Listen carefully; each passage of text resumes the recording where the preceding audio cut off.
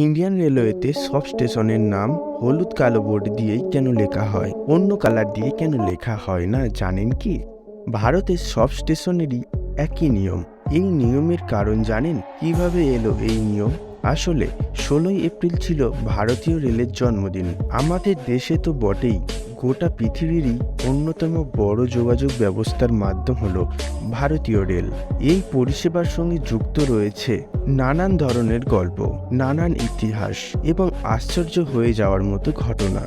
সকলেই লক্ষ্য করেছেন, সব স্টেশনের নাম হলুদ বোর্ডের উপর কালো রং দিয়ে লেখা হয়। নিয়মিত এই জিনিস চোখে পড়লেও কখনো ভেবে দেখেছেন কি এর কারণ কি? এর পিছনে রয়েছে বিজ্ঞান। আসলে হলুদ রঙের বোর্ডের অন্যতম কারণ হলো এই রং চট করে চোখে পড়ে, ফলে চালকরা বুঝতে পারেন স্টেশন আসছে এবং সেই অনুযায়ী ব্যবস্থা নেন। কিন্তু প্রশ্ন হলো, লাল রঙও তো চট করে চোখে পড়ে, তাহলে সেটি নয় কেন? তার কারণ হলো হলুদ রং চোখে পড়লেও চাপ সৃষ্টি করে না, কিন্তু লাল রং তো বিপদের প্রতীক। সেই কারণেই হলুদ রং ব্যবহৃত হয়। এছাড়া হলুদ রং মানসিক শান্তি বৃদ্ধি করে, মনের উপর ইতিবাচক প্রভাব ফেলে।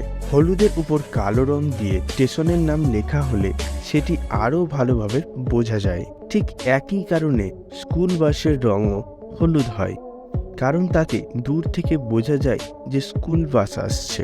এর পাশাপাশি রেলে বিপদ নির্দেশ করতে লাল রং ব্যবহার করা হয়। সাবধান করার জন্য সতর্কতা লাল রঙের বোর্ডের উপর সাদা দিয়েও লেখা হয়। তো বন্ধুরা, এই ছিল আজকের ভিডিওটি কেমন লাগলো কমেন্টে অবশ্যই জানাবেন। আর যদি ভালো লেগে থাকে তাহলে চ্যানেলটিকে একবার সাবস্ক্রাইব করে রাখবেন।